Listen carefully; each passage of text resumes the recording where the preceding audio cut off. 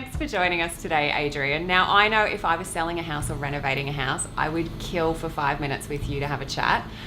So really appreciate your time today. But what I want to start with asking is, what's the biggest mistake you see people make when they renovate to sell? Well, there's various ones, but I suppose the biggest one is whether you're renovating to sell straight away, so flipping. So you're trying to buy something at the right price so that you can add equity to it and add it in a design sense and reconfiguration, and then sell it in a very short time frame. This is one where you want to know a lot of tricks about what you should do and what you shouldn't do. The other one is the one where you're going to go, we're going to stay in here for about 5 years. Chances are that'll be 10, but about 5 years, and we're going to do it for that. Now, this is the one where most people overcapitalise on their home. There's two kinds of capitalisation. One is under and one's over. The other is there's two kinds of investment. There's property investment, which is where I spend $1 and I want 2 in return for the one I've spent. Then there's lifestyle investment, which is I spend $1 and I get a better life for spending it. Now, neither of them are wrong. You know, we'll often get clients who go, yeah, this is going to be our home for a while, so they will spend on lifestyle. Now, they could go to Europe instead and have a holiday, but they'll spend on the day-to-day function of their home to give themselves a better lifestyle. High level of chance of overcapitalisation at this point because it's all emotionally driven. Come back to the flipper, and back here in the flipper, those guys are, I'm putting $1 in, I want $2 back. And so if that's the case, then they need to be really looking at their capitalisation. Most people don't want to hear the truth. They want to hear the fabulous story, but they don't want to hear the truth. So if I come and buy a house from guys like you, and I go, okay, so I need this property at this price, and you go to me, you're not going to get it. Now, somewhere in that sales process, I'm trying to get as cheap as possible, and you're trying to get the client the best price possible. So we'll settle somewhere in this gap. At that point then, I've still got to spend this outlay on the home to get it to the next level, so that then you can sell it again for me at let's just say we bought it at 700, we're going to spend 150 on it. We're looking for $1 million or something like that on it now. We're 850, we want our 150 in cash back, plus stamps, plus agents' fees.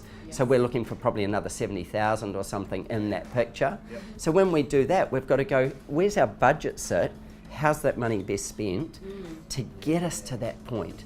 And so that's where you want design to be able to go, that's worth money, that's not. People say to me all the time, I want a bigger laundry. I say, on a real estate board, show me on a real estate board where it says bigger laundry.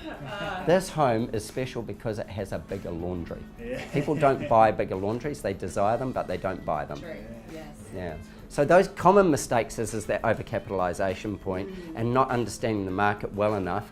My suggestion is with that is you get an agent, that you work with the agent, lock them in, and they're part of your team, so that what's happening is that agent's going, you're going to push it too far here. This isn't going to give you a return. Yes. You don't want to be relying on capital gain. Yeah. And so, Adrian, what time are you suggesting that you should be talking to like a real estate agent then, or if you're a property investor, every day, until the real estate agent won't take your calls. No, seriously, constantly. If you're a property investor and you're looking to do it, you need to be feet on the ground. You do not want a for sale board outside a house, because then you're competing with the public. You want to have a relationship that takes whiskey, wine, dinners, whatever it takes, with those real estate agents, so that they are looking for you, they're on the hunt for you constantly. Lock them in. Lock them in. Seriously, I've flipped lots of homes, and in doing that, you lock in your people, and you've got them, they're looking for the bargain for you. Of course, and we do that all the time. We have our key buyers that we work with, and I think that's why it's key for buyers to tell us the truth. Yeah. Look, Yeah. here's a tip that I constantly say to people that I know who are looking for a flip.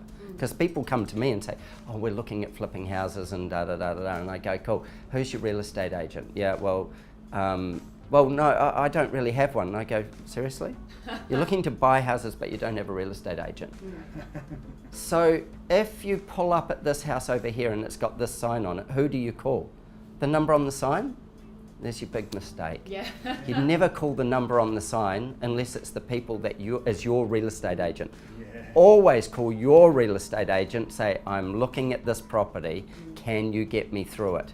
Never walk into an open home, ever walk into an open home if you are trying to buy property to sell, again, to flip. Yes. Always ring your agent. Your agent will then find out everything you want to know about it. They're working for you, not the seller. You're the buyer. They're working for you. There's your best opportunity. And good real estate agents won't screw good real estate agents. They will play fair because they're in a marketplace. That's what we do. So in that marketplace, they will look out for what needs to happen as well because they've got a reputation as well. But if they've got a buyer that's a keen buyer and they've got a seller on the other side that's somebody else's who's a keen seller, they'll make a deal happen. Yeah, I like that logic. So you find your team, you find your place that you want to renovate. Yes. So in terms of bang for buck, so in list of things, say painting, carpet, lighting, Yep. what would you suggest is the key place to start? Be careful.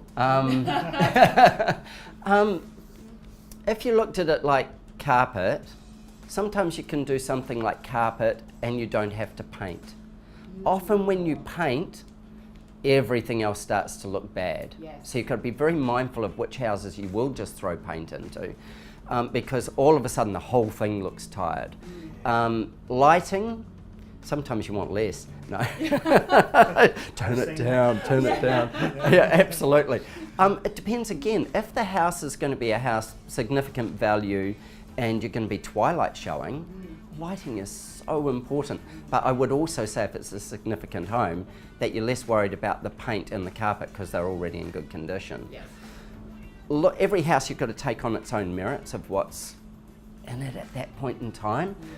And the big one in design is the key to this, is creating an emotional journey for the buyer, even if they're an investor. Most of them aren't.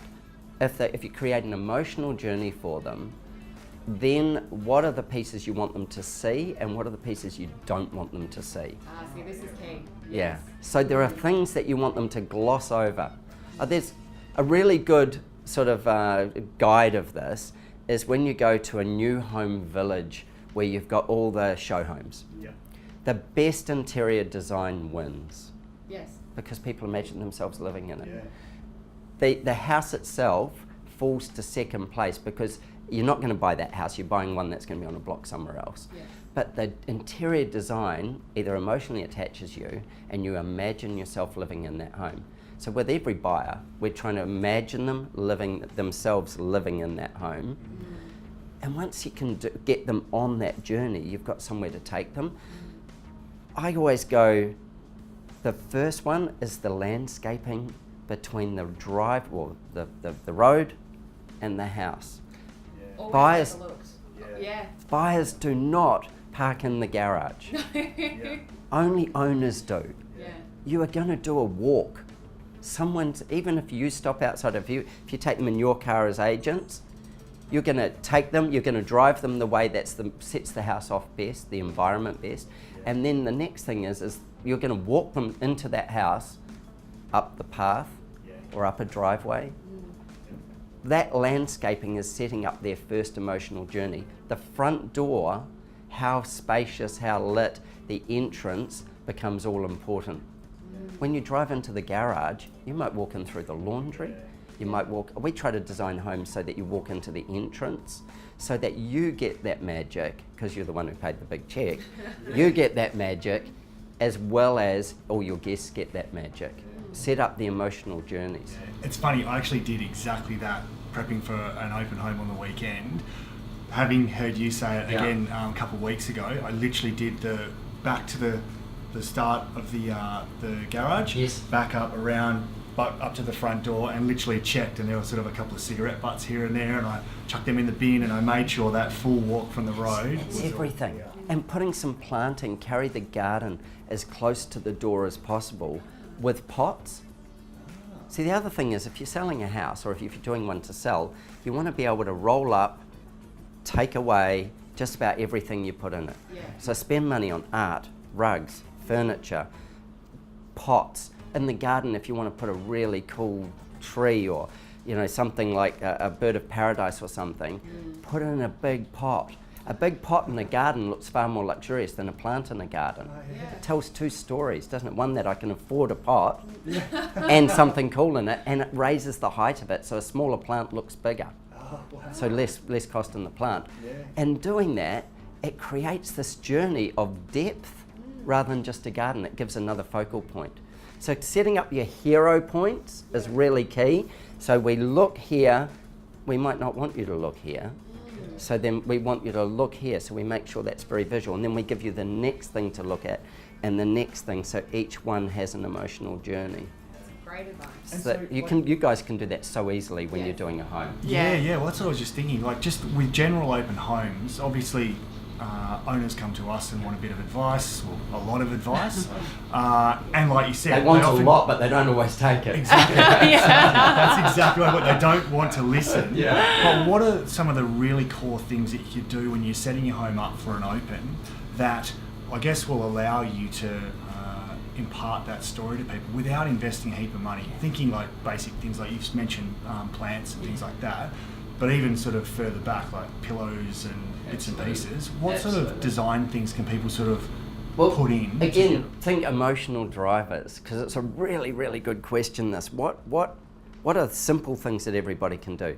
Declutter. Yes. Get rid of as much personal stuff as you can. You don't want people to imagine living in your home as you and with them. They want to imagine living it on their own. So get rid of the clutter, get rid of all the personal photographs and stuff. When I say that, ones with you in them that are humanised. Ones that are beautiful landscapes and stuff, by all means keep, because people can imagine a journey to those places as well. They can imagine living in that house and taking that journey to Thailand or Russia or wherever it might be. So that's curating it, so it's really nicely done. The other is it should be ridiculously clean. Like, there shouldn't be a piece of dust anywhere in the house every time. The old ones, like whether you're going to bake bread or put cookies or whatever, music, Coffee. Coffee, these are really key. Yeah. So I know a story about someone who had a unit for sale, and she used to cook Indian food and make chai. Now, the Indian food, she was worried about might overpower it, but the smell of the chai was left in the house. Yeah. And people were like, what is this? Yes. There's something magic here. They can't quite put it on their finger on it, but their mind is saying, there's a mystery here to solve. There's something engaging. And so they fall in love with the engagement of something. They don't know what it is. But those are those things where, certainly, music, but just soft. You don't want to compete with the music. Think about the time that you're going to do it as well. Is it busy traffic time? Is there parking? Is there all those things? But once you get into the home, emotional drivers, scent candles. Another trick is if you've got lamps, is spray perfume in the air above a lamp. Now that perfume, especially in a bedroom, just spray really lightly with quality perfume above a lamp with the lamp on. So all your lamps should be on anyway. But spray that, and then what happens is the heat coming off the lamp will actually set that into the air and set it into motion. And it will just waft it really quietly. It's just a little scent. I don't know whether this works so much in housing, but people who eat in restaurants where restaurants play jazz music have an expectation to pay more money for their meal than if it plays, say, funk music.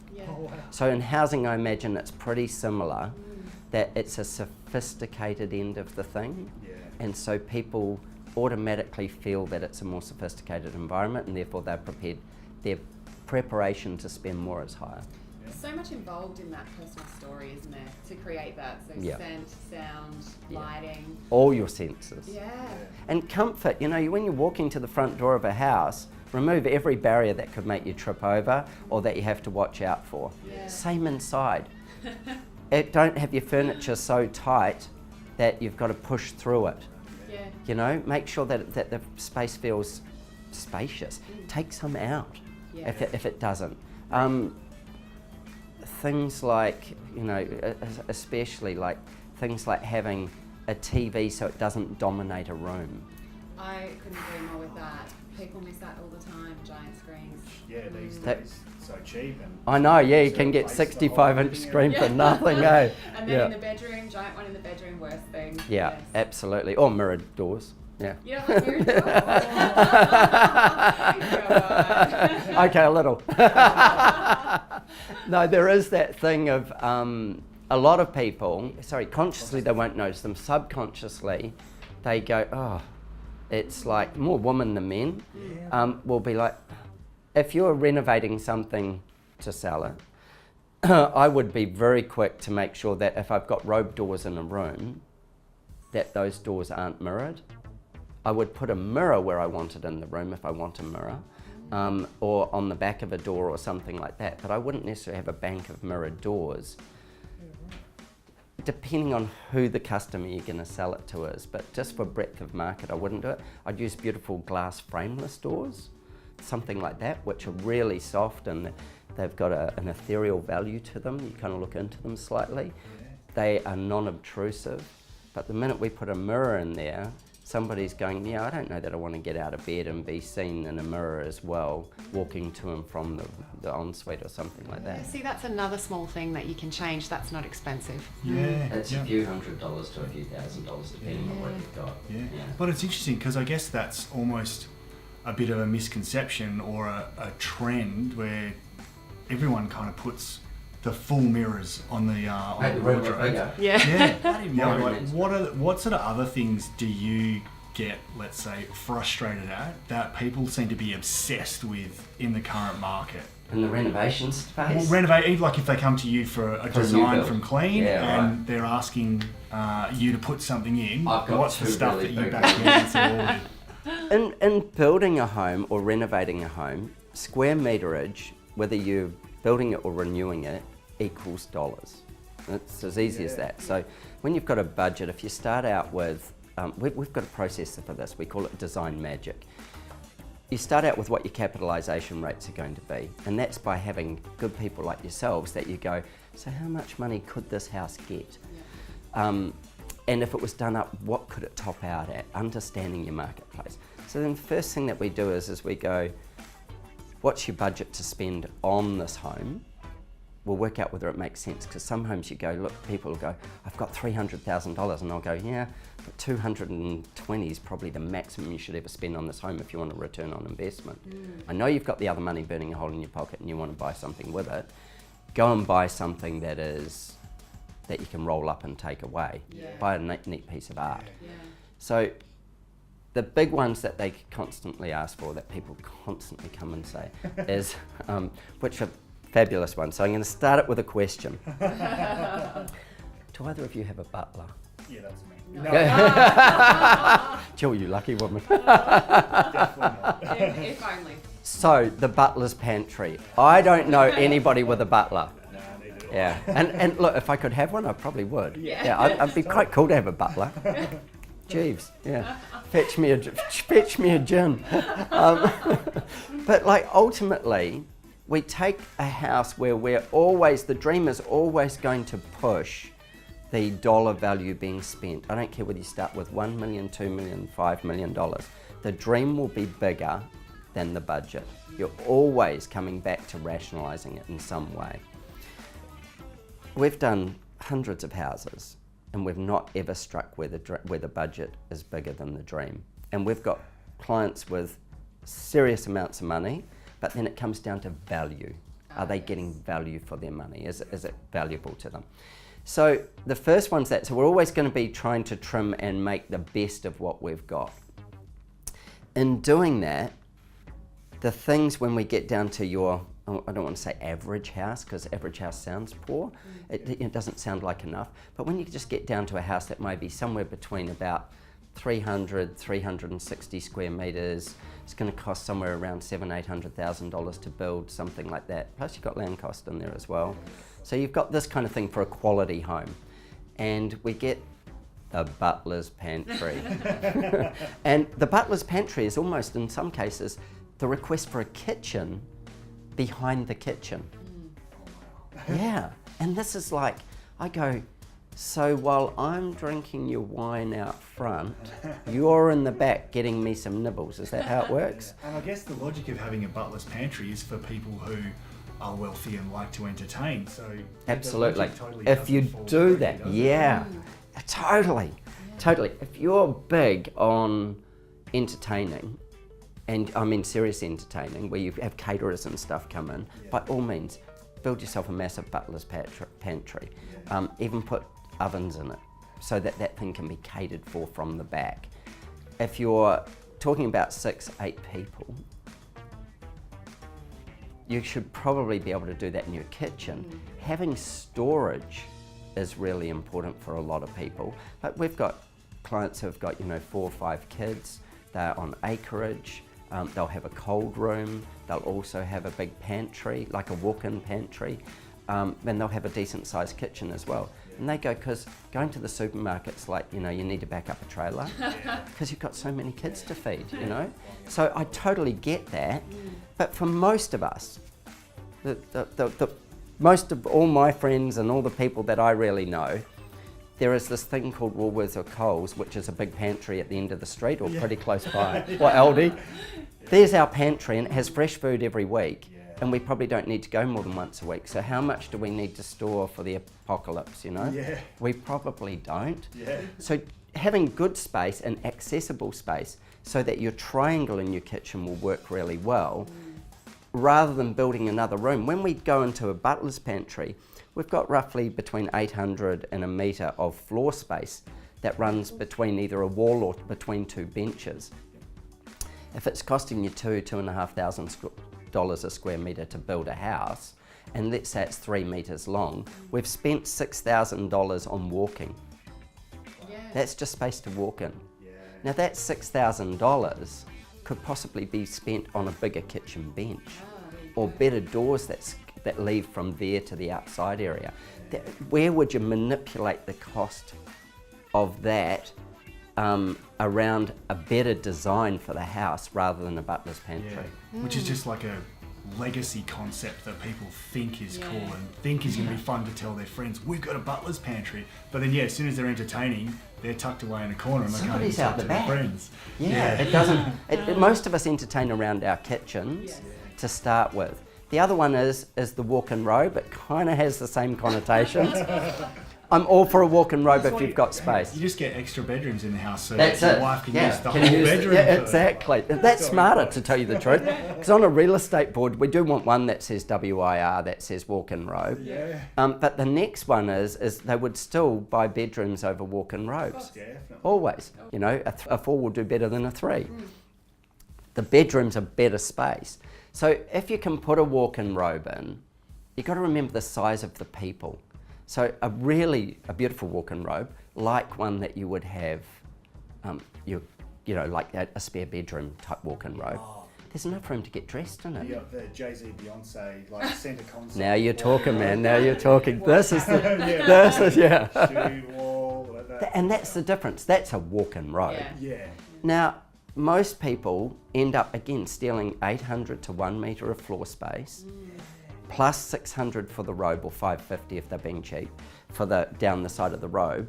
And then by the time they've spent it on the floor space and this next piece of hanging, then they've got all their clothes, all beautiful. But if they bend down at this side here to get shoes from here, their bum's against the wall and their head's in the shoes.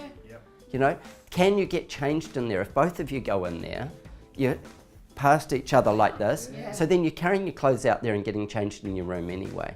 So I often say to people, it's not necessarily about saving the $6,000 worth of floor space. It's about taking that $6,000, putting it in amazing cabinetry and having drawers for your stuff, knowing where everything is, all your clothes are behind doors, and make that into a part of your room. If you TV watcher in the bedroom, put that in behind there as well.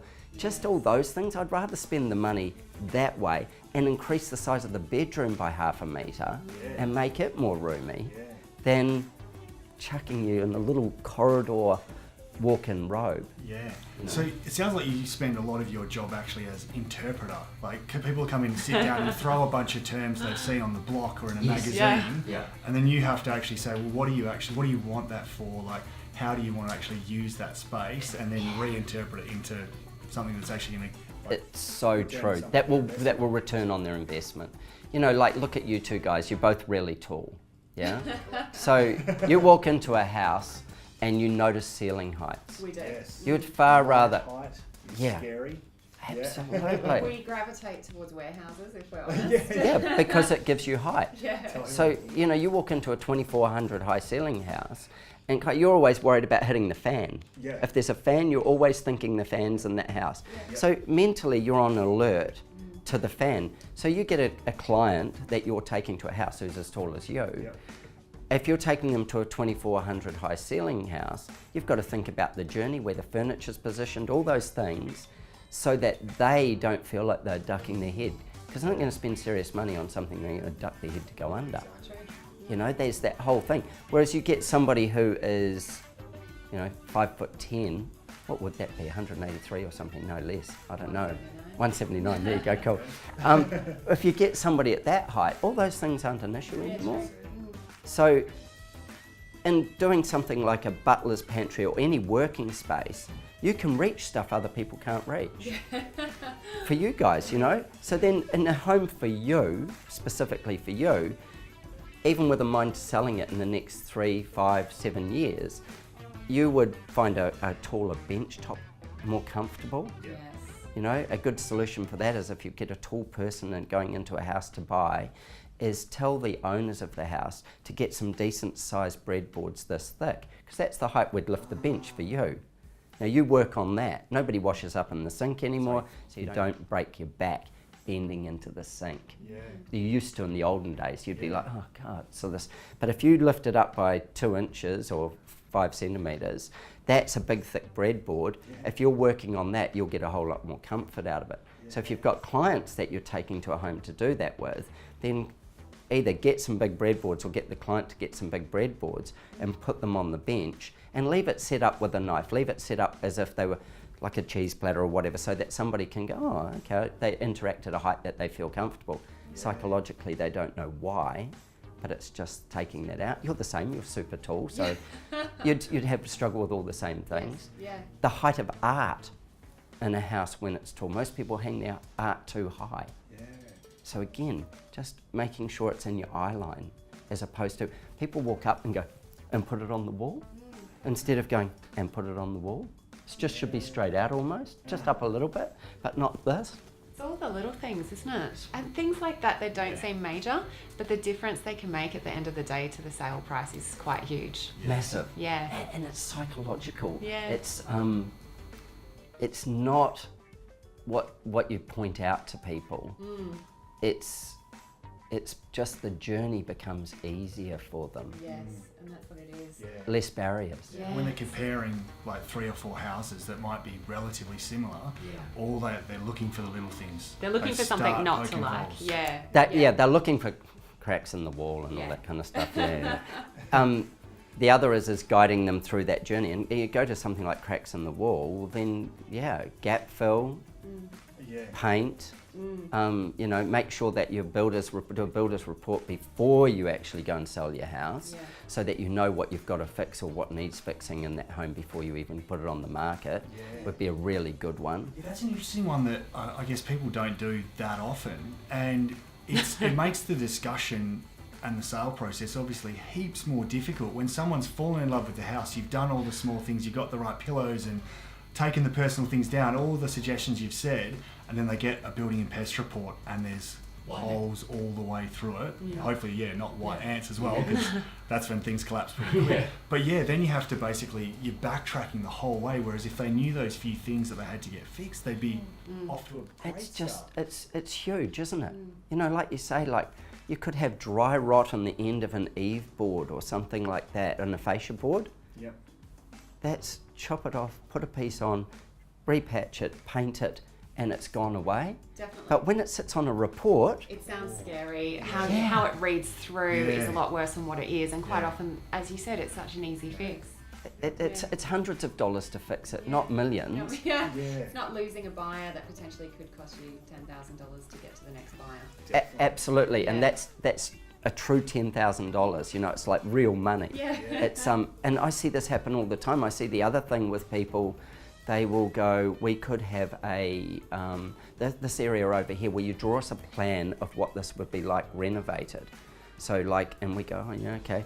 So we'll draw them something that is a possibility for their home, and they're going to try and sell the home with this as a possibility. So perceived value, another $100,000. I in my workshops do this thing quite often where I go, would you put your hand up if you think that building projects overrun by, and I start at like 5% and go to about 25%. There's still hands up at 25%. When I go perceived value, so we can go, look, a builder's costed this at around, estimated it at around, say, $100,000. Perceived value is it'll add $200,000 to the sale price. You guys put it on the market with that in mind, but now you're selling two things, a house and a dream, a possibility. And this isn't built yet, but people are trying to buy into that possibility, or you're trying to sell them into the possibility. Now, they already think that whatever figure you think that's worth is probably somewhere between 15 and 25% wrong, out of their favour. And then that's without soil tests and everything else. If they've got any past history, they're going to go, that's a risk. Now you're going to try and sell them a risk and a home. You're not insurance, But, and people do this all the time. I've got one client now saying to me, would you draw this part of the house as if it was done, and we'll put it to market that way. And we're talking a $2 million plus home. I'm saying build it. Just build it. Exactly. You'll get your money. That'll be an investment. You know? Some awesome advice there today. Crazy Adrian. stuff. Thank you. Just to finish up, do you want to give us a brief rundown on what you do and what you offer and why people should come to you? We do. Well, we're a full service design house. We start out with the planning and then through to concepts and then right through to completion. We work with homes that are new builds as well as renovations across a range of prices. We also have a product that we set up for people so that they could see where they were at in the marketplace, which is what we call our design discovery. Our design discovery is where I go along to a home for 2.5 hours, something like that, and we go through what the options are in a house. Now, some people might be getting ready to look at doing something to sell a house. Others might be renovating it for themselves to live in. Everybody somewhere in their mind has this thing that at some point it will be for sale. So we go out there and I go through all the different options that I can see that are available to the home, and also talk about what the budgets and stuff of that might be, and what sort of money they'd be investing and where they might end up in their capitalisation. I don't do the capitalisation part. I leave them with a set of things that they can take to go and understand that. And then we come back to the studio and I write a report on all those different things that we've spoken about. Years ago, we used to go out, tell them a whole big lot of stuff, and then if they could remember it, that was great for them. But what we did instead was we set up this as a proper product so that we could actually go and do that for people, and then they could take that and use it however they want. They could use it themselves, they could use it with us, they could use it with somebody else. Typically people use it with us or they use it themselves. If they're using it themselves, we change the report a bit to give them a little bit more information based around things so that they've got some contacts and stuff like that. That makes it a bit easier for them. That's fantastic. So someone looking to flip or looking to do their own renovations, you're happy to go in, give the advice in that 2-hour session. Sure. That's amazing. That's really great value to add. So we find it works really, really well for people. We get great feedback from doing it. And it's something that we probably do, 2-3 a month of those. And as I say, we've defined which marketplace it's for. Like if it's a DIYer, then we can give them a bit more stuff that might give them a bit of a hand. Or if it's somebody who's going to get us to do it or somebody else to do it anyway, then we can keep it not necessarily broader, but we're not adding in those other details, and it costs a little less to do that. Great. Yeah. Sounds Awesome. good. Well, thank you again for your time Thank today, you. Adrian. Yeah, no, it's Appreciate very it. great. Yet Some great again. tips. Awesome. Thanks, Cheers, mate. guys. Thank you.